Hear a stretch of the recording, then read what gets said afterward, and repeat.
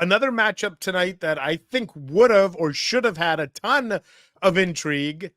And normally this wouldn't. I don't think a lot of people normally would say, "Oh yeah, Columbus Anaheim, it's go time." But it's intriguing because you have the team that took Leo Carlsson and passed on Adam Fantilli, that being Anaheim. They took Carlsson, left Fantilli for Columbus. This could have or should have been their first matchup, but the Ducks confirming earlier on Tuesday, Julian, that once again using load management, I guess we'll call it, Leo Carlsson's not going to play.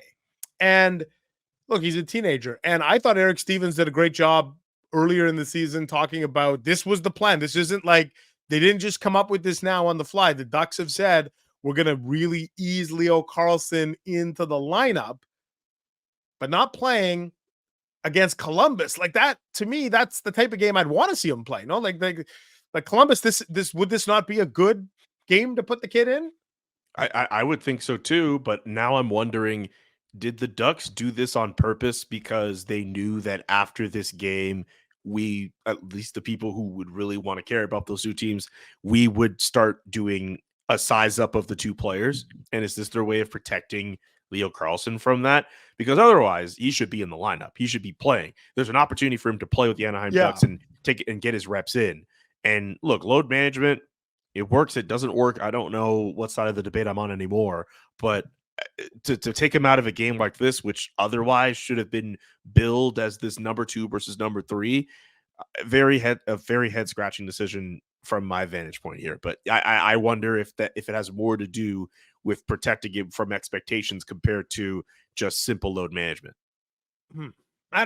Anyway, and I'm not saying this from a media fan standpoint of that would be a fun storyline, Carlsson versus Fantilli. I'm just saying, if you don't play him against Columbus, and it's not like you played last night, like, again, this is their plan with him, and we'll see how this plays out. But it's certainly an interesting talking point. And I think if I'm an Anaheim fan, I know that my team's not going to compete this year, but what do I want to see? I want to see the kids play.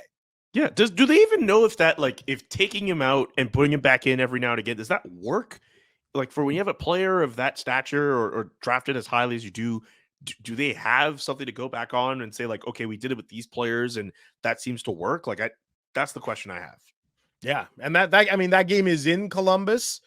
Like, to me, I think the other night he didn't play in a home game, which I'm like, you got to put that guy into every home game if you can. The fans need to see that kid. And not even just from a marketing standpoint, more from a, the line matching. Maybe you can manipulate it a little bit more, give them some. Anyway, I'm curious what people think of Mike, not Mike Carlsson. I don't even know who Mike Carlsson. Leo Carlsson. Leo Carlsson. I don't know why I had Mike on the brain. Maybe because Columbus is there and it's I had Babcock on the brain. Maybe. I guess so. Would Anaheim have done this? The last thing I'll say about this, would Anaheim have done this if they took Adam Fantilli second overall, like everyone thought was going to happen?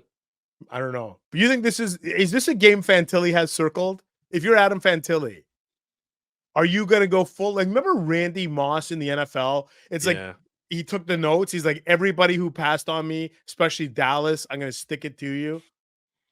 I don't know. I mean, I don't know him as intimately as maybe our friend Aaron Portzline would. I don't know if he strikes me as that guy who would do that. It'd be fun if he was, because up until the opportunity came to draft him second overall, I just penciled in Adam Fantilli, Anaheim Duck, with that core of young players that they have.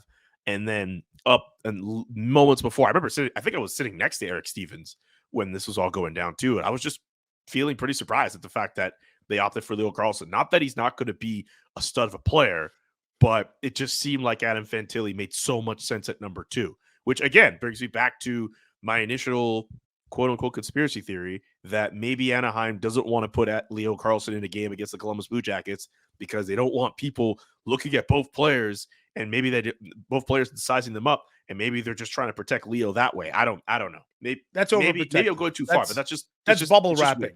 That's bubble wrapping. And I don't think you should be doing that with that player.